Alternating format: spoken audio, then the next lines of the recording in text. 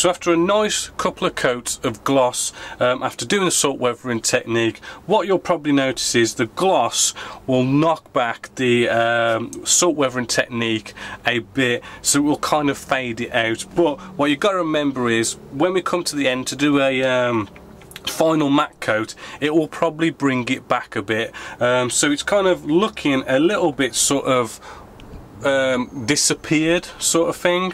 You can see the actual salt weathering technique more so on the underside, because on the underside I did go for a darker colour to kind of show a nice bit of dirt and grime that way, and the salt weathering technique is coming out rather nice.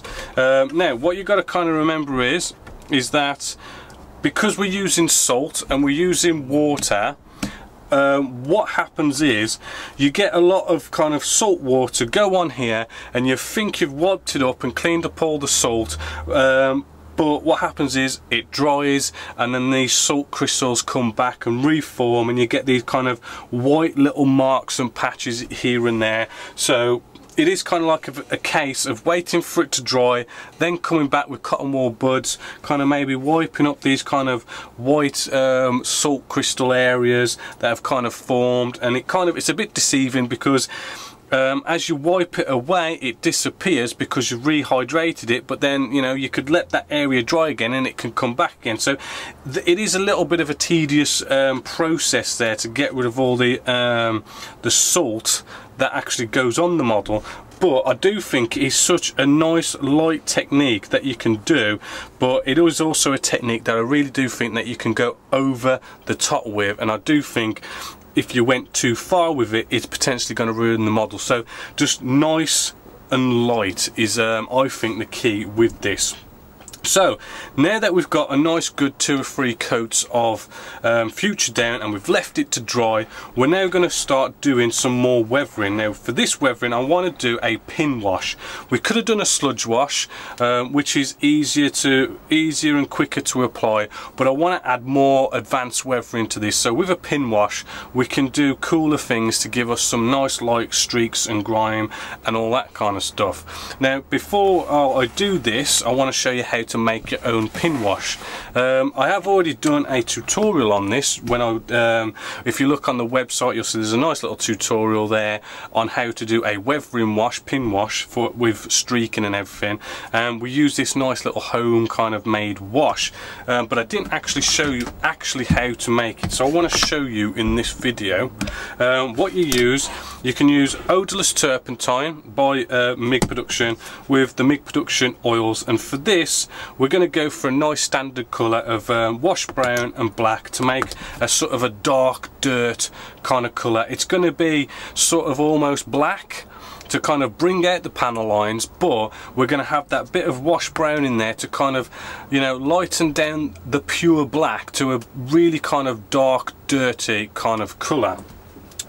Now you can also use, because I mean this odorless turpentine is rather expensive, but if you go to any kind of art shop you'll find a hell of a lot cheaper odorless turpentine in those kind of shops, and you'll probably find that you'll pay exactly the same price for a big bottle like this, which I think is 500 mils. I've paid exactly the same price for this as I did for this 75 mils. So I mean you really are paying a premium, and you're basically paying for the brand there. But admittedly it does tend to seem to work a little bit better with our MIG Production oils, which makes sense really, because I'm sure them using the turpentine that they're using our oils here, whereas this one is probably slightly a different kind of make, so it kind of doesn't work as well, but it works still good enough to actually do what we need it to do. So for this one I'm going to make a nice little mixture with our odorless turpentine here, the cheaper version. Now what we want to do is get a little spatula here. Want to get some of our brown, our wash brown, okay, I'm just using a nice empty pot, nice glass jar, and what we can do is you can just squeeze out just a nice bit. I'm just kind of guesstimating, there's no kind of measuring weights and all this kind of stuff. You know, we just want to get it to a certain kind of consistency, and we play around with it until we get it to this certain consistency, which I'm going to show you in a sec. So about an equal amount of both black and washed brown just to start with, right? We can play around as we go along, and then what we can do just for now, we'll just, you know, half fill this ish with our odorless turpentine. Right, and then what we can do, we can get ourselves a nice big fat brush or something to mix it up. So here I am with my big old faithful brush, and what we're going to do, we're going to just make sure we give this a real damn good mix, getting both our black and our wash brown mixed in with the odorless turpentine. And what we're trying to achieve here, let's just whack on some lights actually, sorry. If we get like a little palette, so I can just show you what we want to try and achieve is a mixture that has sort of like a coffee kind of consistency. So if we can just see, now that is potentially maybe a bit too, that might be alright. I think that's a bit too thick, just a bit. So we could actually add a bit more turpentine to this mixture, and it's looking maybe a little bit too black as well. So there we go. I mean, that's almost completely full, but it really is kind of like a little bit of a game of just kind of getting it the way you want it personally. So there you go, it's a case of just mixing about and getting it just the way you want it. We're just aiming for what we've got here. Let's bring you in. What we've got is a colour that is just like a nice sort of dark dirt looking colour, which you can see there, and then we've got this kind of coffee like consistency. Right, so it's not thick like a paste, it's not really thin and transparent, it's just a nice coffee like consistency, and that is the key. Coffee like consistency, and then get it the colour you want it, because I mean, we can mix this up any way we want, any colour we want, you know, so go for that. But really, as a nice kind of standard black, wash brown, it's almost a 50-50 kind of mix with the wash brown and the black to give you this dark dirt colour. Now we've got our colour. Right, let's put the lid on this for a second and clean up. Right, what we want to start doing now is we want to start looking at using this as a pin wash. So what we're going to now do is we're going to look at applying this pin wash. Now I've already done this one wing, and I don't know how well you're going to see that on camera. But what we've got is we've got all our panel lines nicely filled in with this real kind of nice light, faint, not so noticeable load of streaking lines going on here, just showing the direction of flow. But it's really nice, light, and quite faint, which is really going to kind of give us this really kind of nice light bit of weathering, and it really is going to kind of enhance everything with the whole salt weathering techniques, the spray work and everything. All these nice light bits and heavy bits are really going to kind of bring out this bigger picture. Now these are nice and easily popped off, as you can see. Be careful, because I mean, you don't want to scratch the paint, but they pop off. I'm just going to show you how to do this with our top section here. Now, a bit of kitchen paper towel just in the background, and we're just going to get our wash that we've just made up, and using a fairly pointy kind of brush, like a size 0 or something like that. What we're going to do is we're just going to get some of our wash on the end of a paintbrush. I'm going to bring you right in, and what we're going to do is we're just going to tap our recessed panel lines just in places, and what hopefully you can see, let's bring you in maybe even more, hopefully what you can see is the capillary action of our pin wash literally does flow through and in all these nice recessed panel lines, so we're not painting each and every panel line perfectly, we're just touching it, you know, we're pinning it. You know, that's why it's called a pin wash, because you've only got to pin it and it just literally flows through all those nice panel lines to then fill them in and get them all nicely filled in. And then what you've probably noticed is there's a little drop, well, there's like a little bit of a drop and what you could almost say is a mistake here and there, but what I like to do is I like to use those mistakes to my advantage and turn them into something else. So I'm just going to go across all this model now and get all these recessed panel lines nicely filled in.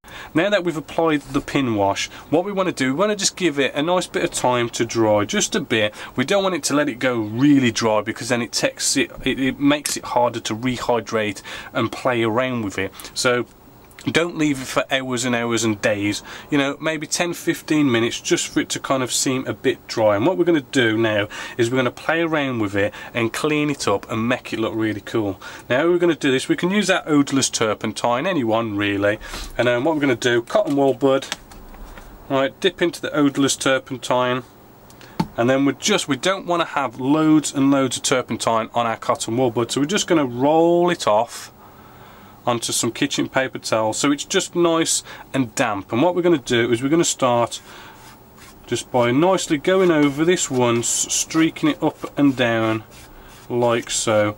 And what this is doing now is it's cleaning up the mess, as you can see, but at the same time we're leaving something behind which is really going to nicely enhance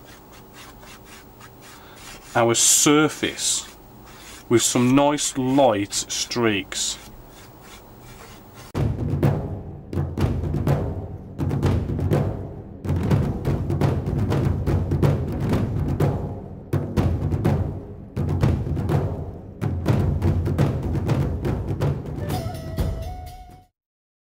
So there we go. Hopefully what you're seeing there is we've cleaned it up, right? So now we've got our pin wash nicely in all our recessed panel lines, but what we've also done is what was messy on the surface now, we've played around with it, we've rehydrated it, and what we're doing now, because we're going backwards and forwards in the direction of flow, what we're ending up with is some nice streaking going on. Now what we can do is, just in case it's a bit too much, we can use the other end of the cotton wool bud, get off the excess so it's just nice and damp, and we can clean up any areas where it's maybe just a bit too much and just tidy it up even more, but still leaving these nice light streaks, which, to be honest with you can't really pick them up that well on camera, but there are these really nice light faint streaks going on. I think you might be able to tell a little bit better from our wing section that I've already done. There is these kind of light streaks kind of just going in one direction, right?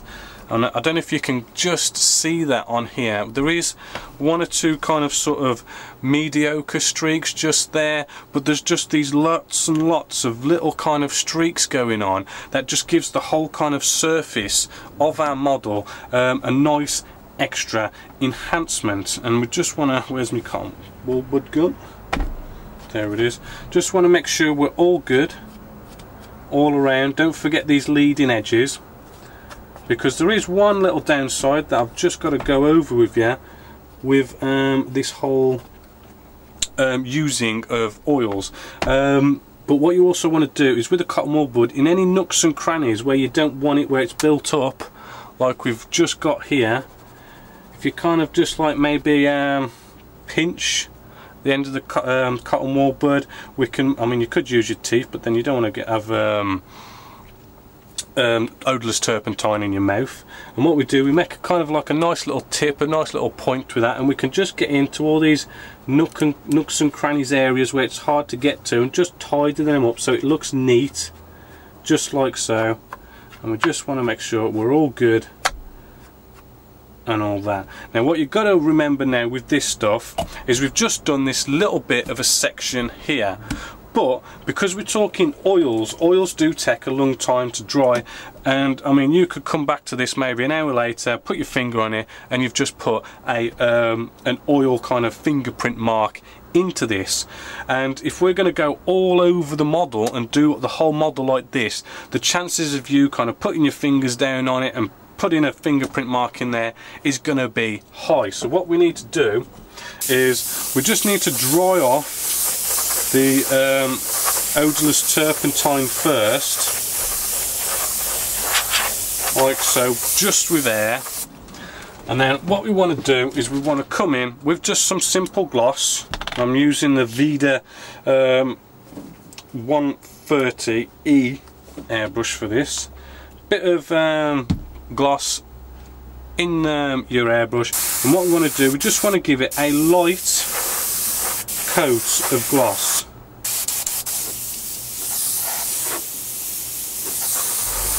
Just like so, nice and light, nothing heavy,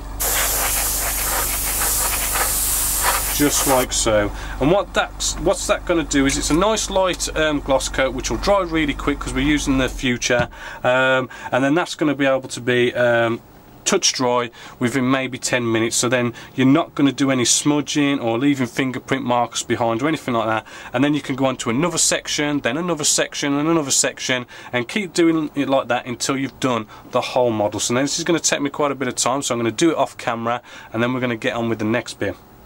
After going all over the model now, we've filled in all our recessed panel lines, and we've got this nice light faint streaking effect going on all over, and we've just lightly sealed it in with some gloss coat. So that now is all looking pretty damn nice weathered, and it's coming close to finishing in a sense.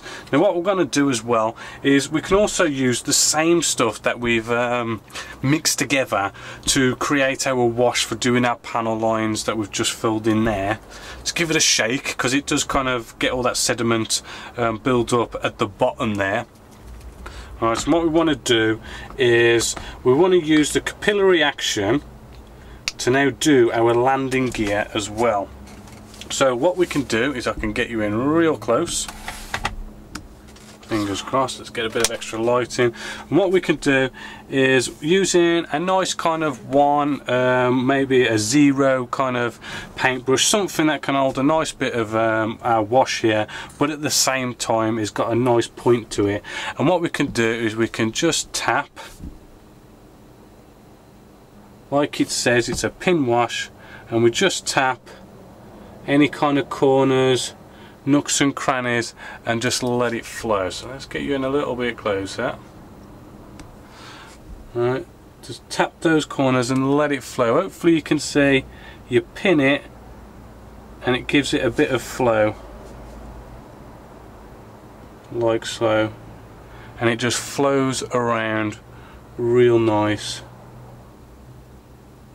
And this is what we're doing here. We're just adding a bit of grease, grime, we're adding shadows, we're giving it a bit more life, because I mean these landing gears are normally quite clean.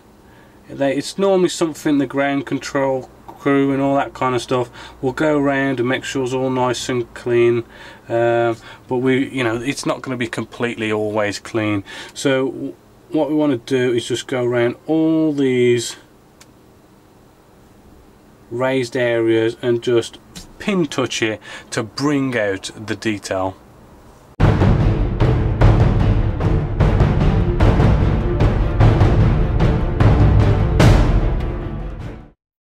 So now with that basically drying, and I'll finish it off camera, and I'll do all the rest of the pieces. And what we want to do now is, although you do that nice pin kind of applying the wash and using that nice precise paintbrush, you're not really going to kind of 100% get it all nice and neat. So what we want to do, we want to clean it up, and again we can come in with some odorless turpentine. We can get a nice clean cotton wool bud like so, and just dip it in. Let's get you out a little bit more maybe. We dip it in, bit of tissue paper just to roll off, any excess odorless turpentine, so our cotton wool bud is nice and damp. And then what we want to do, what we want to do then is we want to clean up any areas that we've kind of maybe gone over a bit too much, just cleaning it up just like so. And what that'll do is get it looking all nice and natural. It will even blend bits in. You can create your own little streaks here and there maybe, and we get it all looking nice. Just check the other side as well, make sure we've got nothing that's flowed around there. We've got our little wheels here as well, which what we can do, we can kind of just give them a nice little rub down, and it'll just neaten them up all nice, but make them all nice and dirty looking, but more naturally, more blended, dirty looking, just like so. So I'm going to go off now. I'm going to do that to all the little bits of landing gear and wheel well doors and everything. I did the same thing with the wheel well, the wheel wells themselves, and then we can get on with the next bit.